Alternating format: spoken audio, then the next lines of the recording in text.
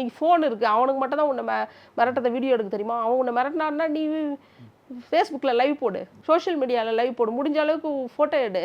இல்லைனா அமைதியாக உன்னை ப்ரொடெக்ட் பண்ணிக்கிறதுக்கு பாரு, அவங்ககிட்ட இருந்து ப்ரொடெக்ட் பண்ணிக்கிறதுக்கு போலீஸில் மறுநாள் கம்ப்ளைண்ட் கொடு. எவ்வளவோ பெண்களுக்கான இயக்கங்கள் இருக்குது. இன்றைக்கி இந்த வழக்கில் பெண்கள் ஆணையம் வந்து அவங்க அந்த நபரோட நிறைய குற்ற செயல்களை கண்டுபிடிச்சி ஒரு ஆவணமாக கொடுத்துருக்காங்க.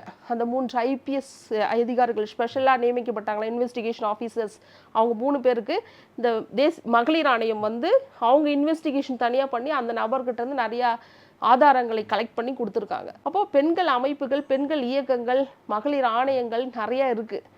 ஸோ பெண்கள் வந்து பயப்பட வேணாம், தைரியமாக வந்து புகார் கொடுங்க. அது காவல்துறையே சரியில்லைனாலும் நாம் அந்த பிரச்சனையை சரியாக அணுகலாம். பெண்கள் தைரியமாக வரலாம். சோஷியல் மீடியாவை ஒரு ஆயுதமாக பெண்கள் பயன்படுத்தலாம்.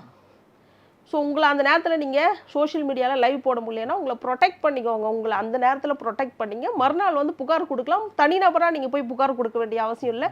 ஏதாவது ஒரு மாதர் அமைப்புகள், ஜனநாயகம் சார்ந்த அமைப்புகள், கம்யூனிஸ்ட் மாதர் அமைப்புகள் இருக்குது, ஹியூமன் ரைட்ஸ் அமைப்புகள் இருக்குது. இவங்க மூலிமா போயிட்டுலாம் நீங்கள் மாதர் சங்கம் இருக்குது, மகளிர் ஆணையங்கள் இருக்குது, அவங்க மூலியமாலாம் கூட போய் புகார் கொடுக்கலாம். பயப்பட வேண்டிய அவசியம் இல்லை.